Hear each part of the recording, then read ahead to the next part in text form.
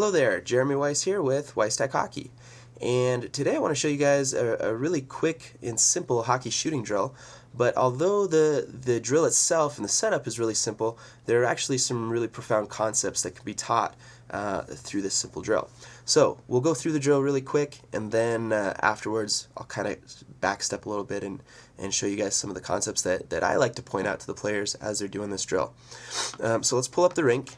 And like I said, the setup, the drill itself is deathly simple. I call it the snake drill, and the only reason why is just because as you get going through the drill, it kind of resembles a little bit of a snake pattern, but you can rename it if you like.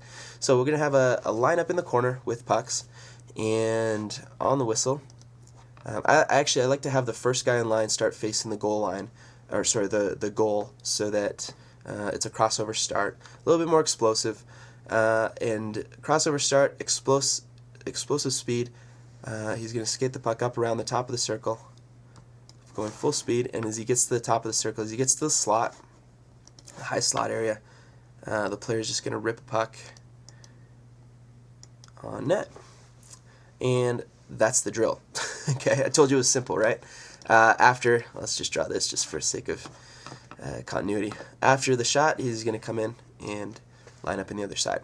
So that's the simple drill. As you're doing it, just make sure that you allow enough time for between players so that the goalie can get back and get set. But that's the drill itself. Now, as simple as that looks, there are actually quite a few concepts that can be taught and stressed here that I really like.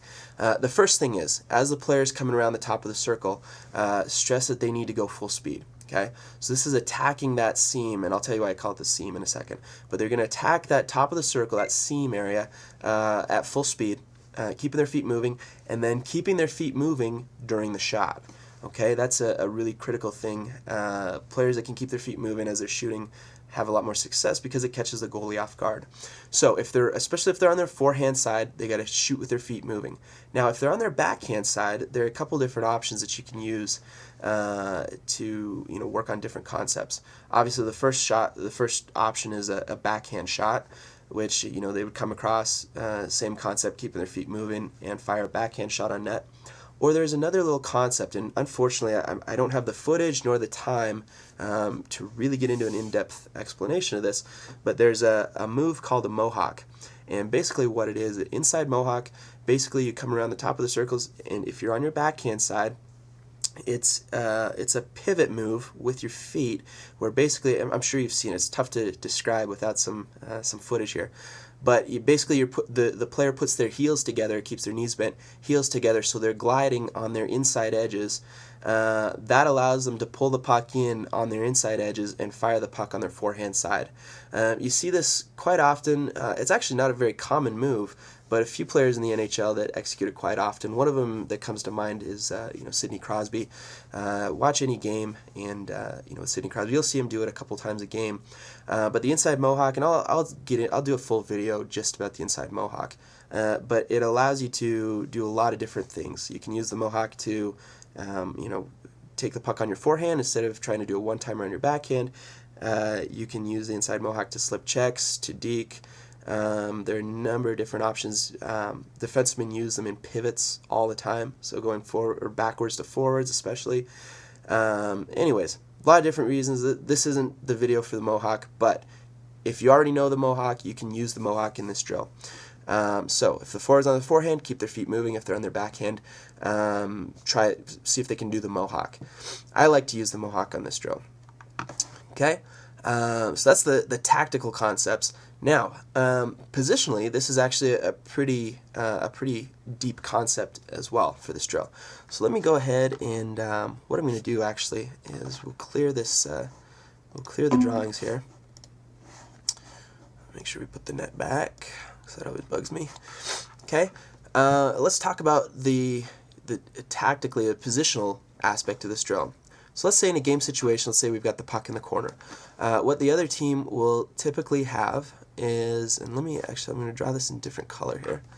Okay, so they'll usually have a defenseman on the puck, and depending on the situation, depending on the team, possibly a centerman on the strong side post, or possibly creeping in a little bit to provide support for that defenseman, and maybe a defenseman on the weak side post taking care of anybody on the back door, and then usually you'll have your right winger up near the point, and your left winger possibly somewhere around here, maybe high slot. Some teams like them higher, some teams like them lower. For the sake of this demonstration, we'll just put him here. Okay, so let's say that our forward and the opposing defenseman are battling for the puck, and our guy wins, and he starts skating up the boards. Okay, now we get into a situation where the defenseman has to make a choice. Do I stay with this guy and chase him, or do I retreat back to the front of the net, or what do I do?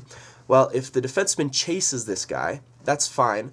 All we'll do is, some sort of a cycle or possibly a give and go out of the corner, because we should have a second man coming in for backside support on that. And that's fine. So if the defenseman chases you, then that's fine. He's out of position. We can exploit that.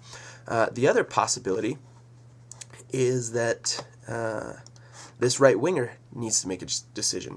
Well, okay, this guy's coming up, starting to get closer to me. Do I suck down? Do I cheat? Do I leave my defenseman to try to get him? And if he leaves his defenseman, well, obviously that pulls him out of position as well. That leaves a pass possibly to the defenseman, or there are a few other options that could take place in that scenario as well. Okay, so the reason I call it the seam is very simple, is because the seam, which I'll draw it in here, is basically this area right across the top of the circles.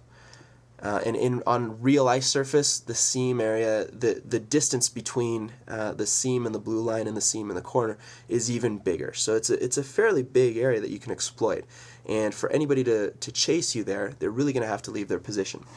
Okay, so if we can exploit the seam, which this is what this drill works on, we can just come across here full speed, and most of the time rip a shot on net without ever being touched, because you catch that defenseman or that winger in limbo where they're hesitating on knowing, do I go or do I stay? Most teams that cover the seam well, they'll usually have the centerman come up. Oops, that's the wrong type of error there. Sorry about that. Most teams will have the centerman come. Sometimes the weak side winger can cover the seam, but again, if the weak side winger starts chasing there, well then that's an even better option for us, because we can hit our weak side defenseman, who can then walk it in. Okay, so I guess to reiterate, basically what you want to make sure that you stress with your players is keep their feet moving while they're shooting, use the mohawk if they're on their backhand side, exploit the seam with speed, and then in that process of teaching them to exploit the seam with speed, you can also tell them what the seam is and why it's effective positionally. So those are kind of the main concepts. The drill itself, like I said, very simple, but there are a lot of concepts that can be taught from that. Now, if you enjoy these drills and enjoy these videos, if you're watching them on YouTube or somewhere else on the web, go check out our website. It's weisstechhockey.com/blog. And when you get there, you'll see that we have all the videos. They're categorized so you can find them more easily. And then with the videos, we've also got PDFs and different printouts that you can use, take to the rink with you, and as well as some other coaching tools that I think you'll probably really be able to get a lot of use out of. So go check it out, and hope to see you there.